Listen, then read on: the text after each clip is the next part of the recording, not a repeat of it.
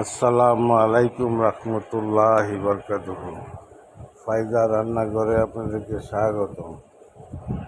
আমি ফায়জা রান্নাঘরে আজকে মলা মাছের শুটকি দিয়া ডাটা তরকারির ভুনা দেখাইম আপনাদেরকে।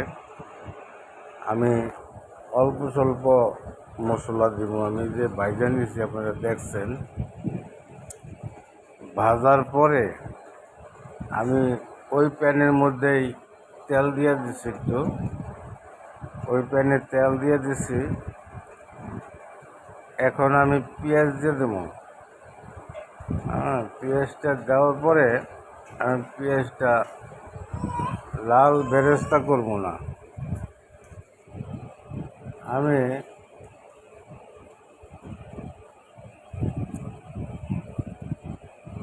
মোটামুটি একটু সিদ্ধ হয়ে আসার অপেক্ষা করব। আর যাতে পেঁয়াজের একটা কাঁচা স্মেল আছে সেটা যাতে চলে যায়। অনেকে আবার কাঁচা স্মেলটা সহ্য করতে পারে না। এই যে দেখেন আমার মোটামুটি পেঁয়াজটা একটু সিদ্ধ হয়ে গেছে, আর একটু ভাজলে সেটা বেরেস্তা হয়ে যাবে। এই পর্যায়ে আমি আমার মলা মাছের শুটকিটা দিয়ে দিছি। আমি মলা মাছের শুটকিটা দিয়া আমি দেখেন বেশি কোনো উপকরণ দিব না, যাতে সহজ সরলভাবে আপনার প্রত্যন্ত অঞ্চলে শহর গ্রামে সবাই সুন্দর মতো পাকাইতে পারে। আপনারা একটু ধৈর্য ধরে দেখেন।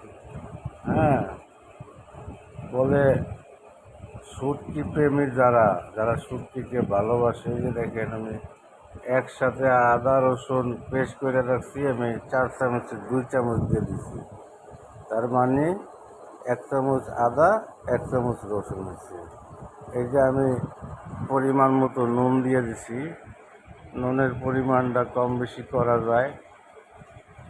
আমি হলুদ দিয়ে দিছি। আমি এই যে দেখেন ধইনা জিরা একসাথে করাছে, আমি দিয়ে দিলাম। তো এখানে জিরার পরিমাণ কম আছে, ধইনাটা বেশি আছে।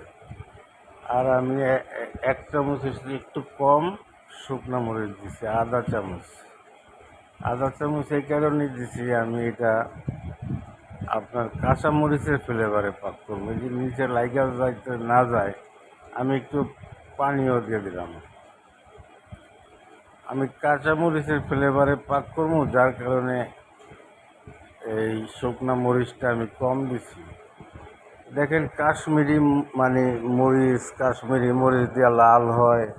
আমি গাজীপুর শহরে থাকি, আমি বাজারে যে খুঁজছি আমি পাই নাই মরিচটা। পরে যে লাল লাল কাঁচামরিচ নিয়ে আসছি, আমি দেখেন লাল লাল কাঁচামরিচ নিয়ে আসছি, এগুলো খুব ঝাল এবং ফ্লেভার গ্রান। এই যে আমি কাঁচামরিচ দেওয়ার পরে উপরে আমি আমার ডাটাগুলা দিছি, এবার ডাইলা দিতেছি। এই যে দেখেন আমি ডাইলা দিছি। ডাটাটা খুব কচি ডাটা। এটা আপনার মলা মাছ শুটকি প্রেমী যারা, আপনারা সবাই জানেন মলা মাছের শুটকির সাথে এই ডাটাটা খুব সুন্দর যায়। ডাটাটা সুন্দর যায় এবং খাইতে খুব সুস্বাদু হয়। আমি আপনার টেবিল চামচের মাত্র 3 চামচ তেল দিছি, সাদা তেল, যেটা আর কি সয়াবিন তেল। আমার জিনিসটা উপকরণ আমি নিচ্ছি অল্প অল্প। এই যে দেখেন আমি মোটামুটি আমার এটা একটা কালার ধরে গেছে। তো ভাই আপনাদের কাছে দোয়া করি, দোয়া চাই, মাপ করি, মাপ চাই। দুনিয়া ক্ষণস্থায়ী, আখেরাত চিরস্থায়ী। দুনিয়াতে একদিন ছিলাম না, এখন আসি, আবার একদিন থাকবো না, কারণ দুনিয়াটা থাকার জায়গা না।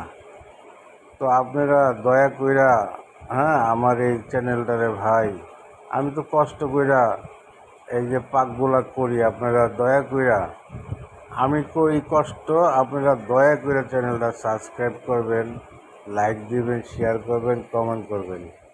আর আপনাদের মতামত জানলে আমি অগ্রসর হইতে পারি। আমার